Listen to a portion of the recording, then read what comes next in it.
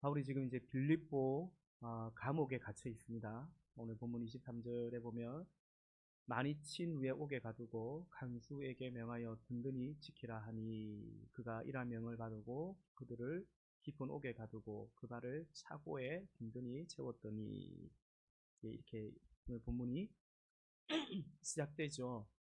감옥에 갇혀 있습니다. 네, 먼저 1번에 보면 옥에 갇히기까지의 경과 보고 우여곡절을 한번 보겠습니다. 이제 15장부터 보면은 이제 바울의 2차 전도 여행 중에 일어나는 일인데요. 먼저는 2차 전도 여행이 어떻게 시작되었는가? 다시 가보자라는 것입니다. 우리 사도행전 15장 36절을 보면 며칠 후에 바울이 바나바더러 말하되 우리가 주의 말씀을 전한 각성으로 다시 가서 형제들이 어떠한가 방문하자. 원래는 바울과 바나바가 복음을 전했던 그곳으로 다시 가보자라는 것입니다. 우리가 앞서 시간에도 거듭 말씀드린 것처럼, 그런데 마가와의 동행 여부로 인해서 마가를 데려갈 것인가, 갈 것인가, 그렇지 않을 것인가, 데려가자 바나바, 못 데리고 간다 바울, 서로 심하게 다투고 그토록 서로를 아끼던 사랑하던 동역자 바울과 바나바가 결국은 결별을 하게 됩니다. 둘 다 동기는 선해요. 다시금 우리가 복음을 전한 그곳에 가서 주의 교회를 돌아보자라는 무슨 인간적인 또 다른 어떤 특정한 감정이 동기가 있었던 것이 아니고 선한 동기인데도 불구하고 어쨌든 의견의 충돌이 있고 그것이 이제 해결이 되지 않으면서 결별하게 됩니다. 그래서 바나바는 마가와 함께 구브로로 떠나게 되고 바울은 이제 실라와 함께 길리기아로 가다가 루스드라라는 곳에서 디모데를 이제 또 데리고 갑니다. 디모데가 합류해 가죠. 지난 시간에 그런 말씀 드렸습니다. 우리의 계획대로 되지 않는 것이 있다. 어쩌면 시작부터 계획이 좀 틀어지는 그런 느낌을 받습니다. 팀웍이 깨졌다라고 볼 수도 있겠죠. 그러나 지난주에 그런 말씀 드렸죠. 바울이 바나바를 참 의지했습니다. 바나바가 그 일까지 올라가기까지 사실은 바나바가 이끌어줬거든요. 그런데 하나님께서는 이건 저희 묵상이지만 하나님께서는 그래서 바나바와 바울이 헤어짐으로 말미암아 정말로 서로가 의지가 되는 것도 참 귀한 일이지만, 그러나 하나님께서는 전적으로 주를 더 의지하기를 사실은 원하셨던 것 같습니다. 그러나 동력자는 더 필요하기 때문에 하나님께서는 또 디모데를 바울에게 그 팀에 또 허락해 주시죠. 우리는 바울의 세 번째로 바울의 계획과 다른 하나님의 생각을 보게 됩니다. 그리고 그 생각을 따르는 바울을 보게 되죠. 그게 앞서 16장 6절부터 10절까지의 말씀이었더랬습니다. 6절에 보면 여러분 성경 펼쳤으니까 16장 6절 한번 보시겠습니까? 16장 6절 성령이 아시아에서 말씀을 전하지 못하게 하시거늘. 그리고 또 7절에 보면 예수의 영이 허락하지 아니하시는지라. 원래 1차 전도 여행했던 그곳이 쉽게 말하면 아시아 지역인데요. 소아시아 지역인데 그곳으로 다시 돌아가 보려고 했는데 성령이 허락하지 않는 거예요. 무슨 마귀가 사단이 막은 게 아니고 성령이 허락하지 않았다. 예수의 영이 허락하지 않았다라는 것입니다. 그러던 토에 이제 9절과 10절에 보면 8절에 무시아를 지나 드로아로 내려갔는데 밤에 한상이 바울에게 보이니 마게도냐 사람 하나가 서서 그에게 청하여 이르되 마게도냐로 건너와서 우리를 도우라 하거늘. 바울이 그 한상을 보았을 때 우리가 곧 마게도냐로 떠나기를 힘쓰니 이는 하나님이 저 사람들에게 복음을 전하라고 우리를 부르신 줄로 인정함이러라. 아멘. 밤에 한상이 바울에게 보였습니다. 마게도냐 사람이 와서 건너와서 우리를 도우라는 거예요. 그래서 바울이 그 한상을 보았을 때에 마게도냐로 저 사람들에게 복음을 전하라.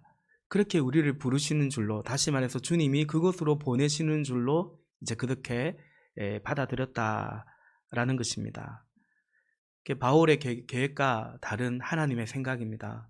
바울은 원래 전도했던 그 아시아 지역을 다시 돌아보고 궁극적으로는 사실은 에베소를 가보고 싶었는데, 에베소 교회를 다시 재방문하고 싶었는데 하나님의 계획은 그게 아니었던 거예요.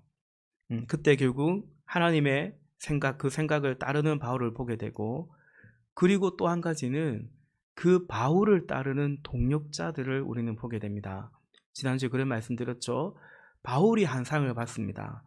그러나 나머지 바울과 한계가 있던 사람들은 우리를, 하나님께서 바울에게 그 한 상을 보여주심을 통해서 우리를 그곳으로 부른다라고 인정하는 것을 보게 되죠. 우리 1번의 4번입니다. 그리하여 빌립보에 이르러 오늘날 마게도냐고 유럽 대륙이 되는 거죠. 오늘날 따지면 유럽 대륙이 되는데, 빌립보에 이르러 거기서 복음을 전하여서 루디아라는 여성 사업가, 자주장사 루디아를 만나고 그에게 복음을 전할 때에 그가 예수 그리스도를 영접하게 됩니다. 그게 16장 11절부터 15절까지고요. 근데 또 나가는데 귀신 들린 여종이 계속 바울과 실라를 따라다니는 거예요. 그러면서 뭐라고 말하냐면, 이 사람들은 17절에 지극히 높은 하나님의 종으로서 구원의 길을 너에게 전하는 자다. 맞는데 문제는 귀신이 이제 하나님의 일을 전하면 그 권세가 아닌 거죠. 그래서 바울이 괴로워하다가 그 귀신 들린 여종 안에 있던 귀신을 내어 쫓습니다. 그게 16장 16절부터 18절까지고, 그러자 19절부터 오늘 본문 바로 앞서 23절까지에 보면 그 귀신 들린 여종을 통해서 돈을 짭짤하게 벌던 주인들이 있었던 거죠. 근데 이제 그 여인들에게서 귀신이 나가고 나니까 정죄가 안 오는 겁니다. 그러니까 더 이상 그걸로 돈을 벌 수가 없는 거죠. 그래서 19절 말씀에 보니까 16장 19절에 보니까 여종의 주인들은 자기 수익의 소망이 끊어진 것을 보고 바울과 실라를 붙잡아 장토로 관리들에게 끌어갔다 라고 말하고 있습니다. 그러면서 주인들이 바울과 실라를 고발하죠. 관리들에게 고발합니다. 거짓된 음모와 또 그리고 선동을 통해서 고발하고, 특별히 자기들이 로마 사람들이라고, 로마 사람인 우리가 도저히 받아들일 수 없는 풍속을 전한다 이러면서 그러니까 바울과 실라는 로마 사람이 아니라고 생각한 거죠. 이제 오늘 본문에 보면 알지만 바울이 로마 시민권자입니다. 그렇죠. 바울은 날 때부터 로마 시민권을 가진 사람이었습니다. 그래서 바울과 실라가 옥에 갇히게 되는 겁니다. 우리 오늘 본문이 되는데, 우리 23절과 24절 같이 읽어볼까요? 23절, 24절 시작. 많이 친 후에 옥에 가두고 간수에게 명하여 든든히 지키라 하니, 그가 이러한 명령을 받아 그들을 깊은 옥에 가두고 그 발을 착고에 든든히 채웠더니. 아멘. 이제 그렇게 감옥에 꼼짝달싹 못하게 옥에 갇혀버리고 말았습니다. 이미 심하게 매를 맞고 정말 고초를 겪고 그렇게 옥에 갇혔고, 옥문도 닫혔고 간수는 밖에 지키고 있고, 그러고도 안심이 안 되었던지 발에 쇠고랑을, 착고를 채워 놓았습니다. 두 번째, 우리 오늘 본문이 25절부터 34절 말씀까지 보면 이제 옥중 예배 가운데 지진으로 임재하시는 우리 구원의 하나님을 우리가 이제 보게 되죠. 우리 25절부터 28절까지 먼저 읽어볼까요? 우리 교독에서 봉독하겠습니다. 사도행전 16장 25절부터 28절까지입니다. 제가 먼저 읽을게요. 한밤중에 바울과 실라가 기도하고 하나님을 찬송하며 제수들이 듣더라. 이에 갑자기 큰 지진이 나서 옥터가 움직이고 문이 곧 다 열리며 모든 사람의 매인 것이 다 벗어진지라. 간수가 자다가 깨어 옥문들이 열린 것을 보고 제수들이 도망한 줄 생각하고 칼을 빼어 자결하려 하거늘 바울이 크게 소리질러 이르되 내 몸을 상하지 말라, 우리가 다 여기 있노라 하니. 아멘. 감옥에 갇혔는데요, 한밤중에 바울과 실라가 기도하고 하나님을 찬송하였다. 옥중 예배, 옥중 기도, 옥중 찬양입니다. 제가 오늘 이 페이퍼에 질문 1, 질문 2, 총 질문을 5가지 이렇게 적은 것 같은데요. 맞습니까? 네, 그렇죠. 네네네. 질문 1. 옥중 찬양의 선창은 누가 있을까? 옥중 찬양에 바울과 실라가 기도하고 찬양했는데 누가 선창했는지, 누가 선곡을 했는지 누가 있을까요? 바울과 실라 중에서 누가 있을까요? 실라가. 네, 모르죠. 뭐 성경에 안 나와 있는데 모릅니다. 근데 제가 지난주에도 잠깐 그런 말씀 드렸지 않습니까? 따지고 보면 한상은 바울이 받고 실라는 바울이 본 한상을 들었을 거란 말이에요. 그럼에도 불구하고 우리의 리더인 하나님께서 바울을 통해서 우리를 그렇게 인도하신다고 생각하고 따라왔는데 지금 이 고생을 하게 된 거죠. 그렇죠? 그러면 실라 입장에서는 내가 이 사람 따라왔다가 이 뭔 고생인가? 이 사람 하나님의 종 맞나? 이 한상 보고 따라왔는데 자기 기도 응답이라서 우리 믿고 따라왔는데 이 믿을 수 있나? 이 사람 하나님의 사람 맞나? 막 이런 생각이 들 수도 있을 것 같다 라는 생각이 듭니다. 그리고 바울 입장에서 보면 되게 미안할 것 같아요. 실라한테. 어쩌면 인간적인 마음이지만 그런 생각이 들 것 같아요. 그때 이건 이제 문학적 상상 비스무리한 겁니다. 이때 실라가 찬양을 하기 시작하는 거예요. 그죠? 내 주를 가까이 하게 함은, 그죠? 그런 찬양을 하고 또 그 은혜가 내게 족하다. 이 괴로운 날 지나갈 때 그 은혜가 내게 족하다. 그래 찬양을 하고, 그죠? 고난 중에 주 얼굴 보라. 그렇게 또 찬양을 하고. 그러니까 바울이 얼마나 위로가 되고 바울이 얼마나 마음의 평강이 있었을까 이런 생각을 해보게 됩니다. 예배입니다, 여러분. 마태복음 18장 20절에 두 사람 혹은 세 사람 그들이 내 이름으로 모인 그곳에 내가 함께 한다라고 주님 말씀하셨지 않습니까? 이곳에 주님의 임재가 있는 것입니다. 이 옥중에서 드리는 기도, 찬양, 예배를 우리 주님이 받으시고 그리고 임재하시는데 보통 그냥 잠잠히 임재하실 수도 있으시지만 우리 주님이 어떻게 임재했냐면 지진으로 임재하셨습니다. 그러면서 지축이 흔들리면서 옥문이 다 열려 버렸습니다. 제수들이 도망간 줄로 생각했는데 제수들이 도망간 줄로 생각한 간수가 그래서 자결을 하려고 하죠. 근데 제수들이 도망가지 않았다라는 것을 보게 됩니다. 이런 본문을 우리 조금 자세히 보면요.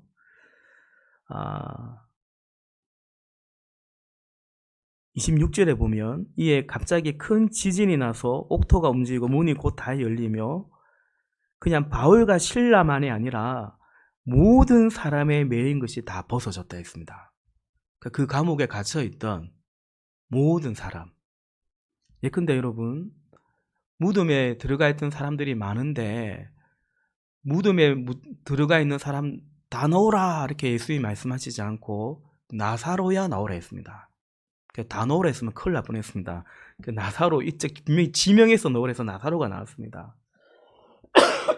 근데 지금 여기는 모든 사람의 매인 것이 다 벗어졌습니다. 27절에 간수가 자다가 깨워보니까 옥문들이 열린 거예요. 그럼 제수들이 도망을 가요, 안 가요?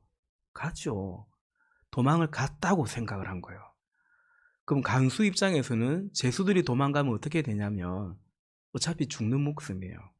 그래서 자결을 하려고 했다라는 것입니다. 근데 28절에 바울이 크게 소리 질러 이르되 너 몸은 상하지 말라. 우리가 다 여기 있노라. 그렇게 말하는 거죠. 제수들이 도망가지 않았는데 그 이유가 무엇일까? 두 부류로 나누어 볼 수 있을 것 같습니다. 첫째는 바울과 실라. 바울과 실라는 왜 도망가지 않았을까요? 두 번째는 그 바울과 실라는 그렇다고 치고 다른 죄수들은 왜 도망가지 않았을까요? 별로 안 궁금하실 수 있겠습니다. 그죠? 그런갑다. 그죠? 근데 우리가 한번 생각해 볼 필요가 있습니다. 이 안에 메시지가 있기 때문입니다. 우리 사도행전 펼쳤으니까 사도행전 5장 한번 볼까요? 5장 19절부터 20절까지 한번 보겠습니다. 사도행전 5장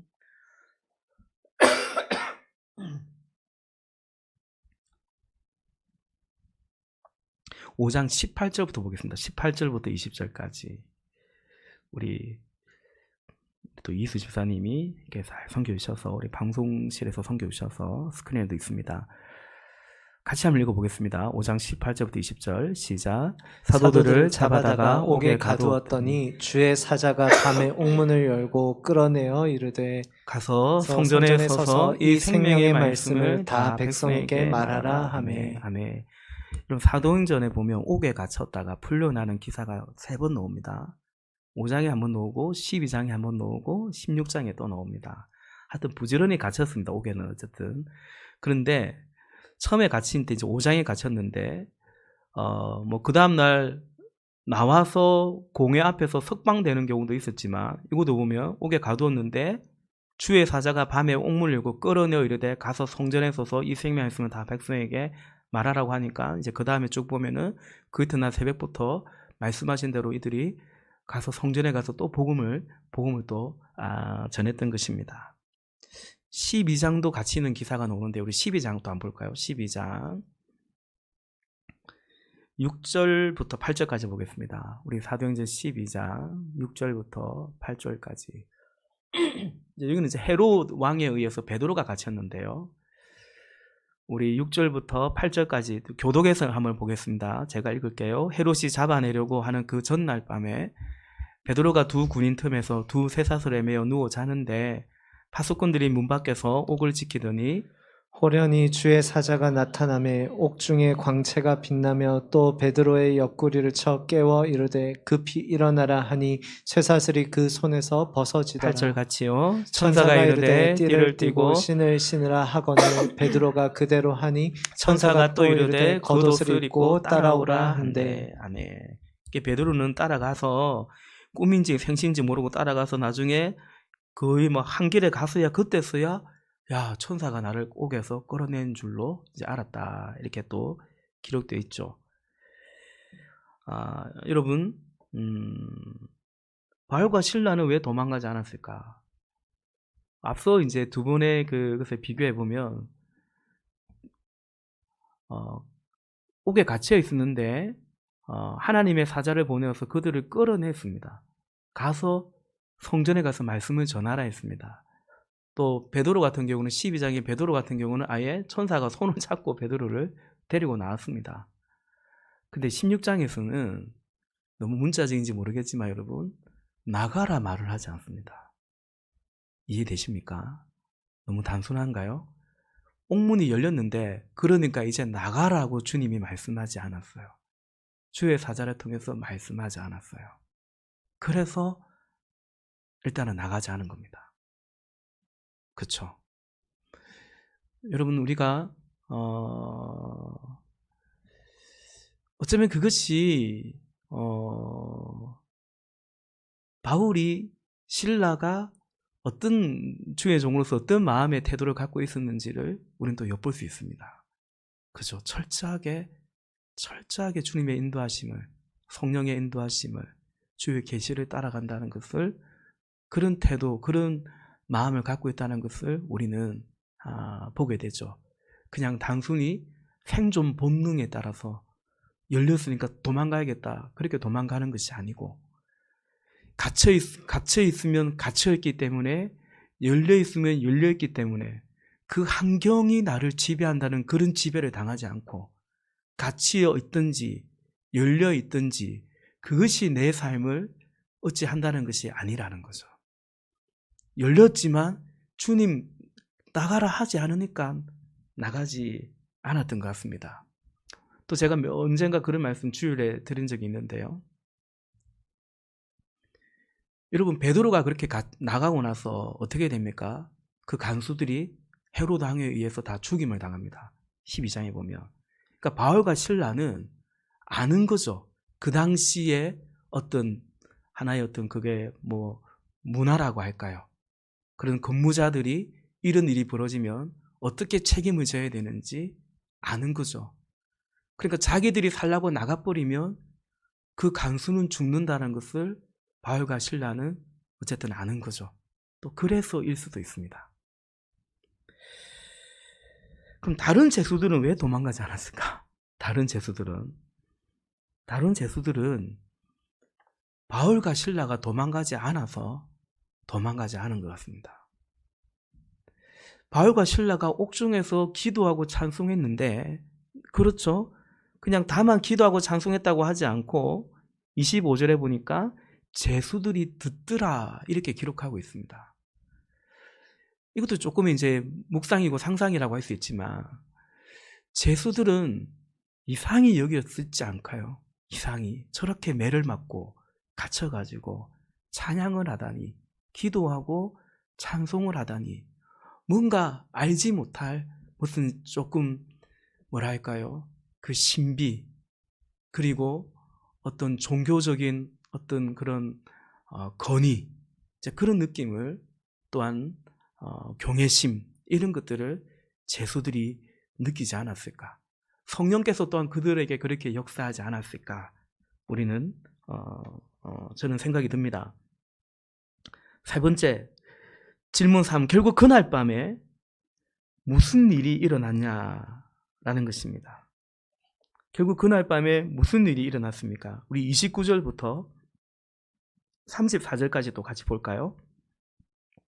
사도행전 16장 29절부터 34절까지 교독하겠습니다. 간수가 등불을 달라고 하며 뛰어 들어가 무서워 떨며 바울과 실라 앞에 엎드리고 그들을 데리고 나가 이르되 선생들이여 내가 어떻게 하여야 구원을 받으리까 하거늘 이르되 주 예수를 믿으라 그리하면 너와 네 집이 구원을 받으리라 하고 주의 말씀을 그 사람과 그 집에 있는 모든 사람에게 전하더라. 그날 그 밤 그 시각에 간수가 그들을 데려다가 그 맞은 자리를 씻어주고 자기와 그 온 가족이 다 세례를 받은 후 그들을 데리고 자기 집에 올라가서 음식을 차려주고 그와 온 집안이 하나님을 믿음으로 크게 기뻐하니라. 아멘, 아멘.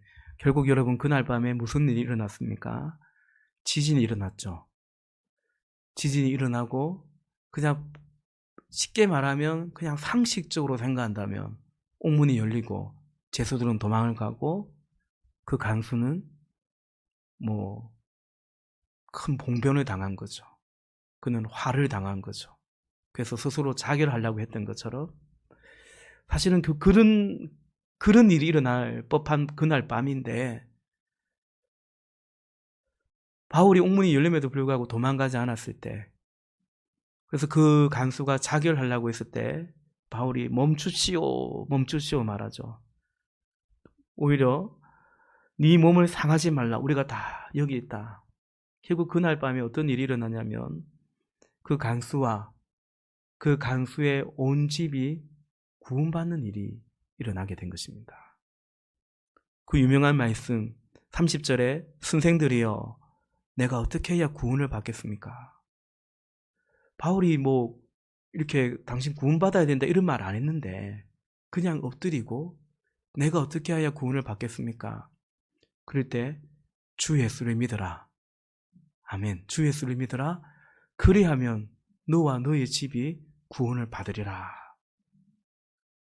그 간수뿐만 아니라 그 집이 구원받는 역사, 그리고 그들과 곧바로 그렇게 음식을 나누는 떡을 떼는 그런 교제하는 역사, 그런 역사까지 일어났다라는 것입니다.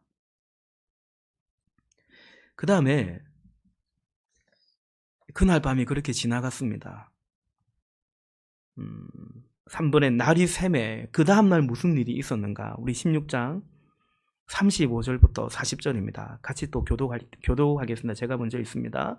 날이 새매 상관들이 부하를 보내어 이 사람들을 놓으라 하니 간수가 그 말대로 바울에게 말하되 상관들이 사람을 보내어 너희를 놓으라 하였으니 이제는 나가서 평안히 가라 하거늘. 바울이 이르되 로마 사람인 우리를 죄도 정하지 아니하고 공중 앞에서 때리고 옥에 가두었다가 이제는 가만히 내보내고자 하느냐? 아니라 그들이 친히 와서 우리를 데리고 나가야 하리라 한데, 부하들이 이 말을 상관들에게 보고하니 그들이 로마 사람이라 하는 말을 듣고 두려워하여 와서 권하여 데리고 나가 그 성에서 떠나기를 청하니, 두 사람이 옥에서 나와 루디아의 집에 들어가서 형제들을 만나보고 위로하고 가니라. 아멘, 아멘.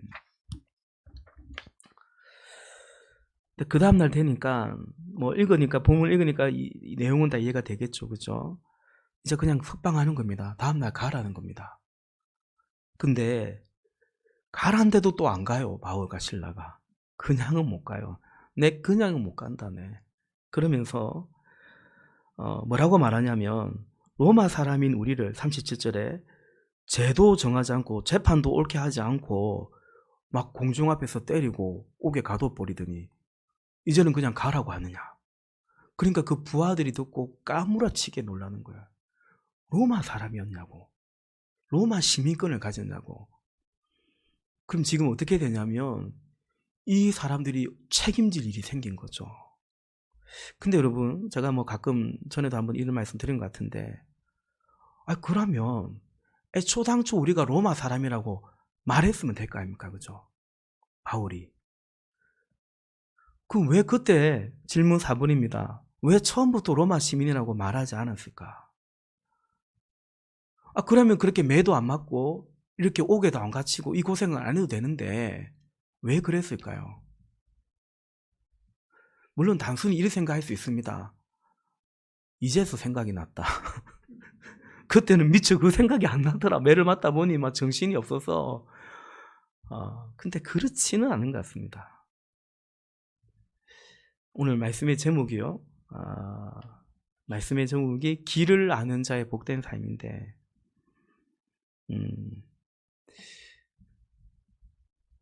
여기 왜 왔냐 이거예요. 빌립보에 왜 왔냐 지금. 복음 전하러 왔다 이거죠. 그러니까 이거 좀 우리가 듣기에 너무 좀 이제 부담보다는 이제 거리가 먼 얘기처럼 들릴 수 있겠습니다만은 내가 이런 고초를 겪고 매를 맞고 옥에 갇히고 반대로 그런 고난을 피하고 그런 고생을 하지 않고 그것이 이제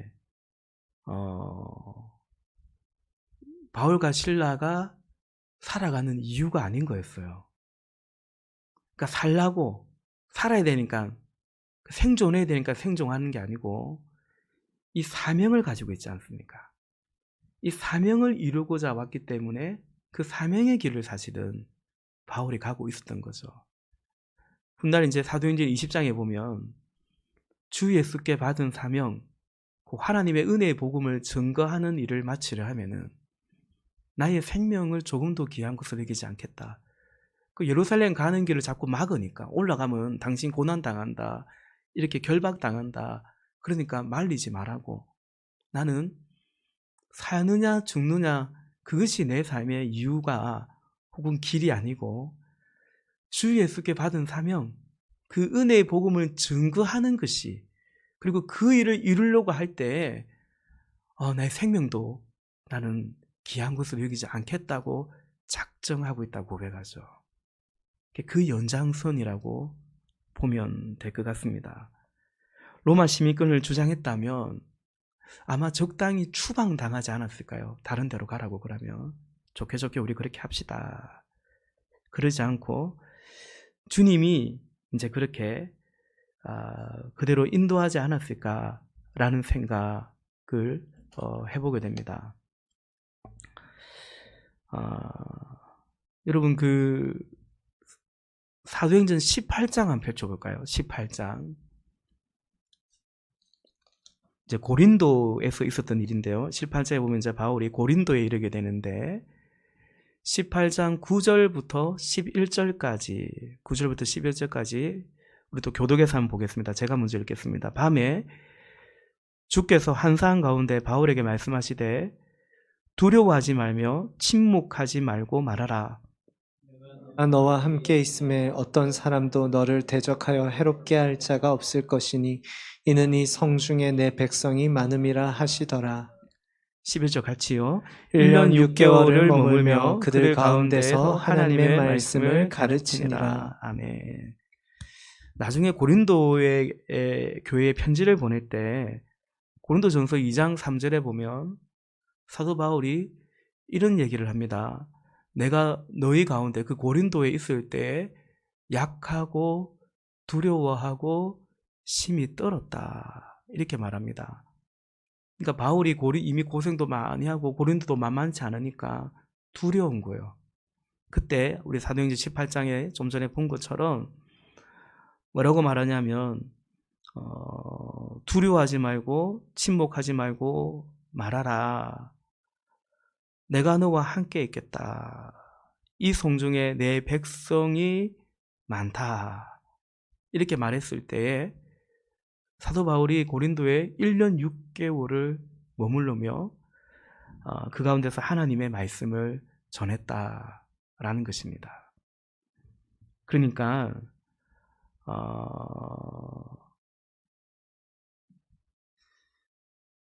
그게 왜 갔는지, 왜 머무는지 그 이유, 그 목적이 뚜렷했기 때문입니다.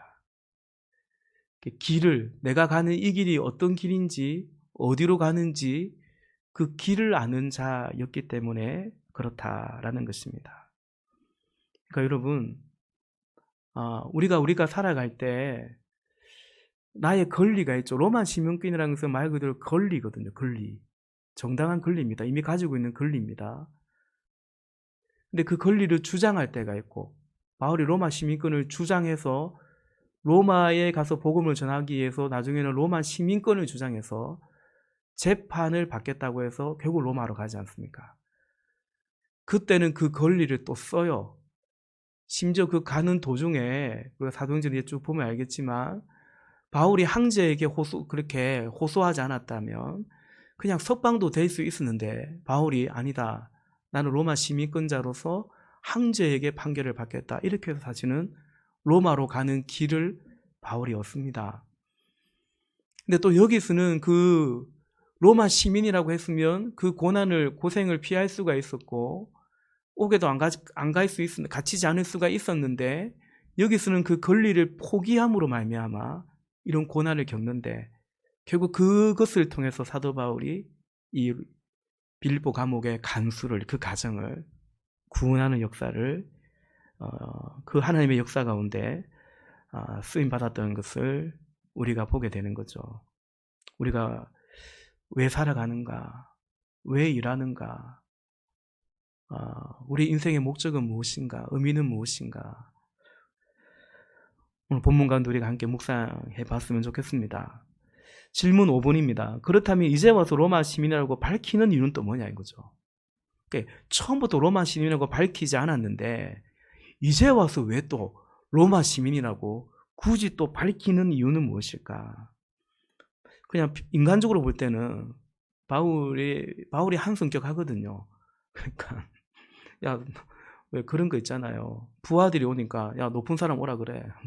뭐 이런 약간 사장 오라 그래. 뭐 이런 느낌 살짝 듭니다만 어쨌든 알리는 거죠. 그들의 죄를, 그들의 불의를 책망하면서 그들의 부끄러움을 밝히는 것입니다. 고린도전서 15장 34절에 바울이 이렇게 말을 합니다. 깨어 의를 행하고 죄를 짓지 말라. 하나님을 알지 못하는 자가 있기로 내가 너희를 부끄럽게 하기 위하여 말하노라. 그들의 불의를 분명히 밝히고 그들의 불의를 책망합니다. 부끄럽게 합니다. 또한 바울과 실라는 아무런 잘못과 불의가 없음을 증거합니다. 왜냐하면 불의한 자들이 전한 증거가 아니라는 것입니다. 자신들이 불의하질 뿐만 아니라 우리가 전한 그 증거 또한 그러하다라는 것입니다. 여러분, 우리가 도덕적으로 윤리적으로 문제가 있다면 내가 전한 복음은 그대로 복음이에요. 근데 그것을 전했던 저가, 목사가, 여러분이 도덕적으로, 사회적으로, 윤리적으로 문제가 있다면 우리가 전한 복음의 근위가 싹 사라지는 겁니다. 그렇죠? 그래서 사도 바울이 우리가 전한 그 말씀이, 그 복음이 결코 죄인들이 전한 게 아니라는 거죠. 당신들처럼 우리는 불의가 있는 게 아니라는 사실을 분명히 말함으로써 바울이 정한 그 복음을 변론하는 그것을 우리가 보게 됩니다.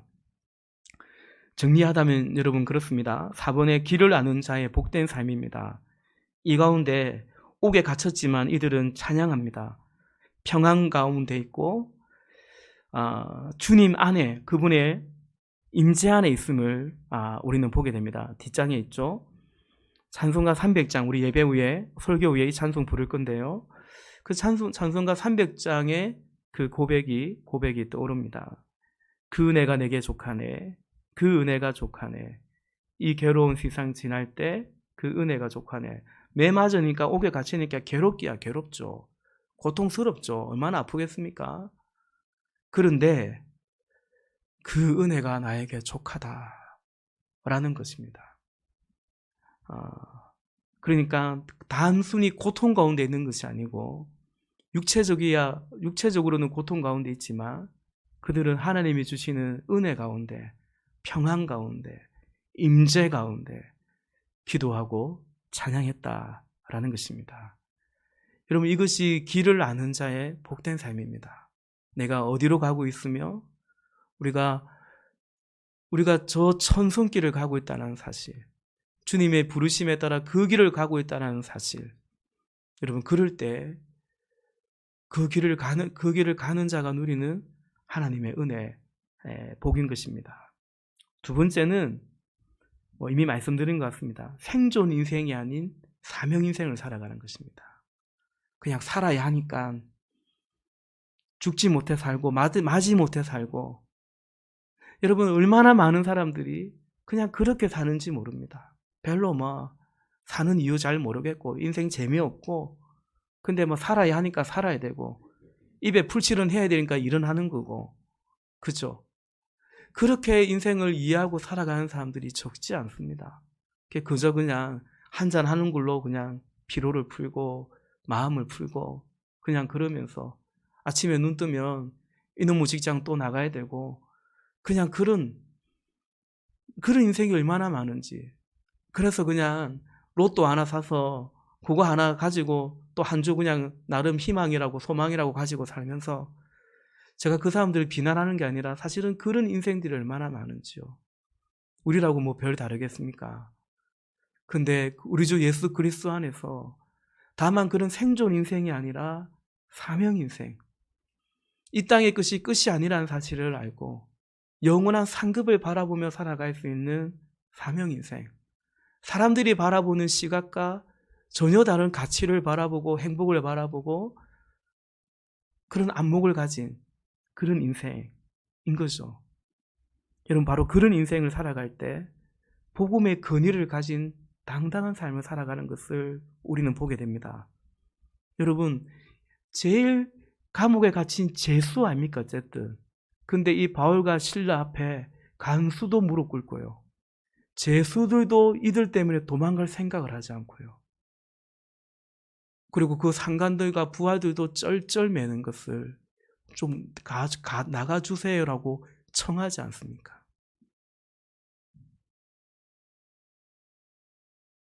우리 안에는 예수 그리스도 이 복음이 우리의 삶에 어떤 건의와 건세를 주는지, 그 안에서 우리의 삶이 얼마나 당당한지, 내 안에 사는 이 예수 그리스도니 나의 죽음도 유익하다고 고백하는 그 믿음의 삶이 얼마나 복된 삶인지, 내 살자고 다른 사람을 죽이지 않고, 세상은 그렇지 않습니까? 오늘 바울과 실라가 자기 살자고 간수 죽는 걸 보지 않는 거죠. 굳이 그렇게 살고 싶지 않은 겁니다. 내 살자고 다른 사람을 죽이지 않고 그들을 살려내는, 그들을 건져내는 그런 삶을 살아갈 때 얼마나 그것이 영화롭고 건세 있고 그런지를 보게 됩니다. 제가 최근에 읽은 글인데요. 우리 가정교회 하면 목자들 수련회를 합니다. 1년에 한 번 목자 목녀님들만 모아서 뭐 교회에서 할 때도 있고 좋은 데 가서 좀 쉬기도 하면서 이렇게 리조트 이런 데 가서 쉬기도 하면서 또 수련회도 하고 그렇게 합니다. 우리 교회도 그렇게 하면 좋겠어요. 그런 날이 올 겁니다. 서울 다운교회, 울산 다운 공동체하고는 또 다른, 그냥 교회 이름은 비슷해요. 아무 연관이 없는 교회인데 교회 이름만 비슷한데 이것도 가정교회 하는데요. 서울 다운교회 목자 수련회 할 때, 이때 이제 반포 침례교회, 이것도 가정교회입니다. 우지연 목자의 간증, 그 강의 같은 간증이 있는데 그 중에 한 단락입니다. 우리가 왜 목자를 해서 이리도 생고생을 합니까? 우리가 목자의 자리를 포기할 수 없는 것은, 목자의 자리는 이 땅에서 하나님의 현존을 경험할 수 있는 최고의 자리이기 때문입니다. 내 인생이 그대로 하나님의 역사가 되는 위대한 자리이기 때문입니다. 그렇게 고백을, 나눔을 하는 거죠. 여러분, 그렇습니다.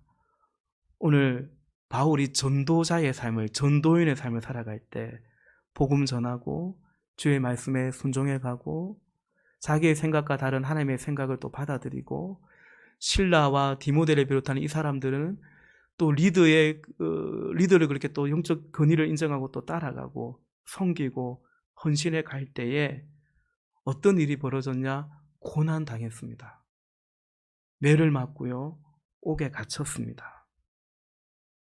근데 그것만 경험한 건 아니지 않습니까? 하나님의 역사를 경험하죠. 지진이 나고 옥문이 열리는 역사를 경험하고, 그 가운데 그 간수의 온 집이 하나님의 자녀가 되는, 구원받는 역사를 경험하게 되고, 그리고 하늘의 그 상급을 바라보는 것을 우리는 보게 되는 것입니다. 결국 우리는 어떤 길을 갈 것인가, 무엇을 붙잡고 갈 것인가, 우리 앞에 그런 선택들이 놓여져 있는 것입니다. 꼭 목자를 해야만 그런 건 아니겠죠. 말 그대로 우리의 부르심이 그렇습니다. 우리가 왜 이 목자의 자리, 목녀의 자리, 우리가 이 그리스도인의 제자의 이 길을 왜 포기하지 못합니까?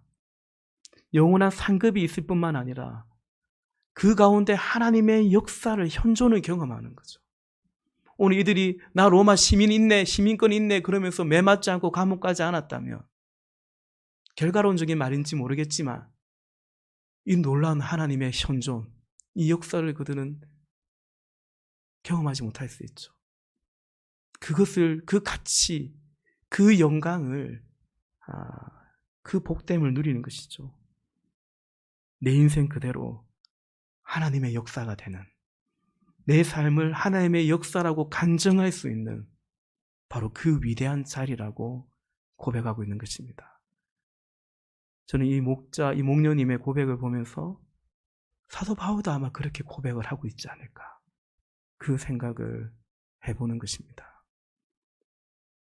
우리 함께 길을 아는 자의 복된 삶, 하나님의 현존을 경험하는, 세상을 이해 못할 수 있죠. 이 감옥의 다른 죄수들이 이해가 안 되는 거예요. 그럼에도 이들을 보면서 차마 도망갈 엄두를 못 내는 거예요. 저들이 가만히 있는데 우리가 어떻게 도망갈까라는 알지 못하는 영적인 권위와 경외심을 느꼈던 것처럼, 오늘 우리 복음이 우리를 그렇게 복되게 하고 영화롭게 하는 이 복음을 붙잡고 나아가는 복된 삶이 되시기를 예수 그리스도 이름으로 축복합니다. 같이 기도하시겠습니다. 우리 함께 찬양하고